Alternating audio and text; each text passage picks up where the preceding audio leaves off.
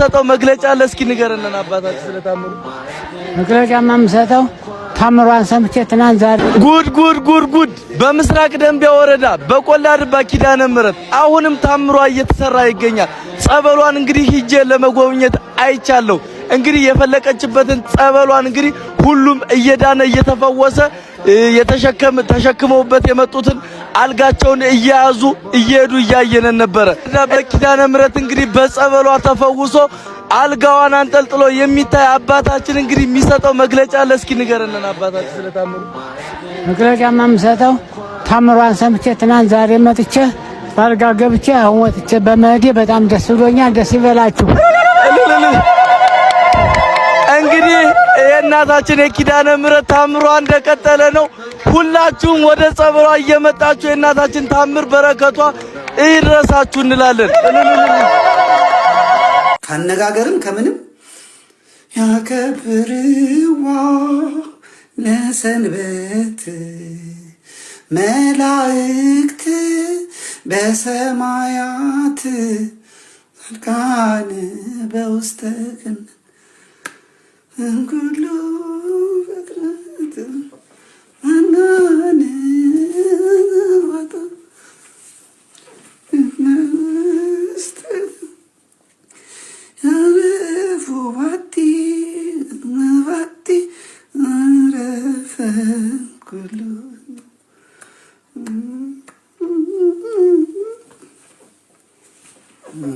በዛ ሰባኪው ይመጣና ደግሞ ኢትዮጵያ ማለት ነው። እኔ ፖለቲካ ውስጥ የለሁበት አልሰማው ኢትዮጵያ ማለት ነው። ኢትዮጵያ የቃል ኪዳን አልሰማው ፖለቲካ ውስጥ የለሁበት።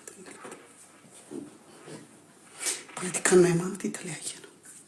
እና ምንም ዝማሬ ብቻ እንኩሉ ፍጥረት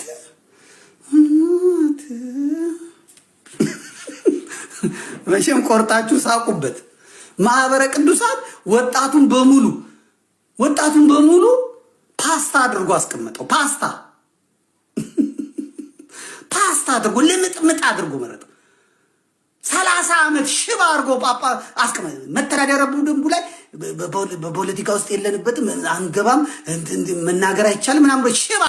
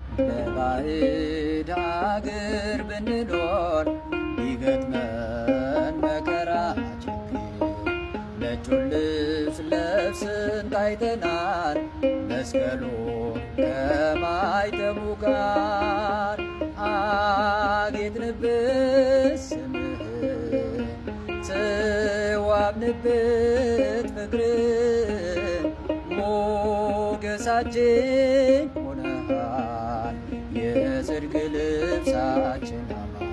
ኪዳነ ምሕረት ደጅ ሄዶ ያፈረ ማን ነው ወገኖቼ? እሷን ለምኗት ድረሽልኝ ብሏት ከልጅሽ ከወዳጅሽ አማልጂኝ ብሏት ምስጢር ያልተፈታለት ቋጠሮ ያልተበጠሰለት የተሰነጠቀው ያልተጠገነለት የተሰበረው ያልታደሰለት የፈረሰው ያልተጠገነለት ማን ነው ወገኖቼ? ማርያም ስምሽ ይጣፍጣል፣ ማርያም ስምሽ ይጣፍጣል፣ ማርያም